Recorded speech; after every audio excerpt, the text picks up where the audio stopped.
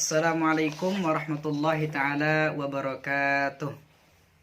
Baiklah, sebelumnya perkenalkan, nama saya Lisanil Fasihin dengan NIM 2012017998. Baiklah, di sini saya akan menjelaskan materi kita pada hari ini yang berkenaan dengan perkembangan dan pertumbuhan.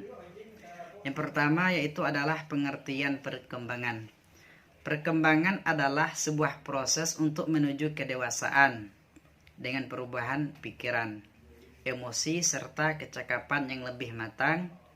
Perkembangan tidak mengenal batas usia, sehingga makhluk hidup dapat terus berkembang seiring bertambahnya usia. Contoh seperti proses perkembangan anak yang saat bayi belum bisa berjalan, kemudian ia bisa merangkak, kemudian ia bisa berjalan dan juga berlari.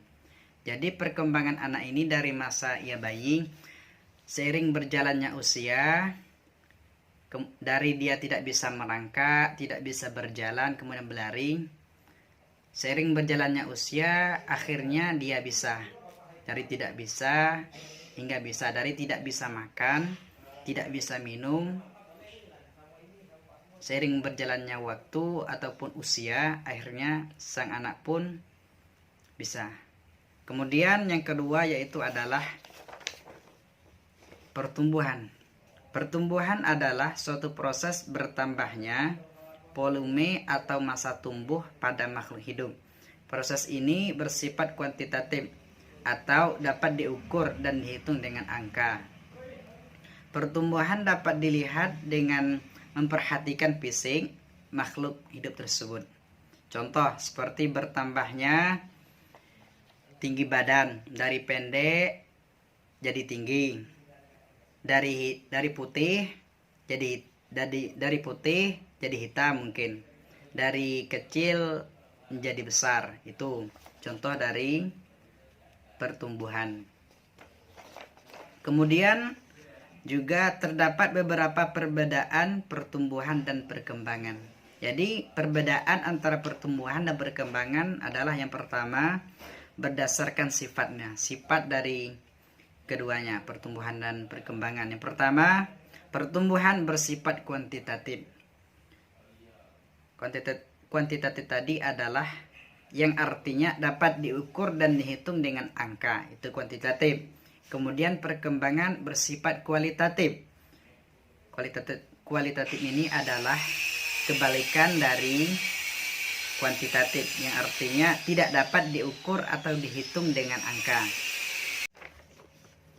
Kemudian adalah yang kedua berdasarkan penglihatan. Yang pertama adalah pertumbuhan.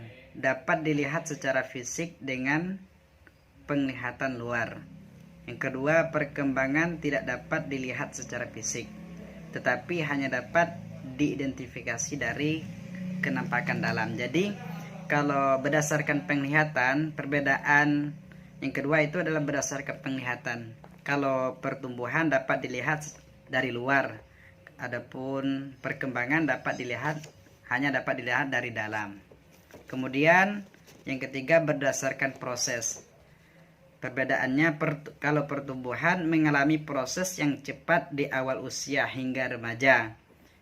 Yang kedua, perkembangan. Prosesnya terjadi seiring berjalannya waktu. Kemudian, yang keempat, berdasarkan batasnya. Kalau pertumbuhan, prosesnya dibatasi oleh usia.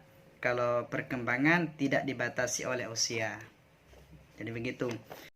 Kemudian, terdapat juga faktor-faktor yang mempengaruhi pertumbuhan dan perkembangan. Faktor yang pertama yaitu adalah faktor genetik. Faktor genetik itu apa? Faktor genetik diturunkan dari orang tua ke anak atau keturunannya. Gen berpengaruh terhadap pertumbuhan dan perkembangan. Genetik mengatur semua aktivitas sel termasuk pertumbuhan dan perkembangan, mulai dari warna kulit, rambut, hingga sifat makhluk hidup tersebut. Kemudian faktor yang kedua yaitu adalah faktor makanan. Faktor makanan yang bergizi sangat penting untuk pertumbuhan dan perkembangan. Hal ini berguna untuk menyuplai nutrisi ke dalam tubuh. Pastikan kebutuhan nutrisi setiap hari penuh hingga kebutuhan nutrisi setiap hari terpenuhi, maka tumbuh kembang akan berjalan dengan baik. Jadi faktor-faktor ini sangat berpengaruh bagi anak, bagi pertumbuhan dan perkembangan anak. Mungkin cukup sekian penyampaian ataupun pembahasan saya pada hari ini. Mungkin kalau ada kekurangan dan kesalahan saya mohon maaf. Sekian, wabillahi taufiq wal hidayah. Wassalamualaikum warahmatullahi taala wabarakatuh.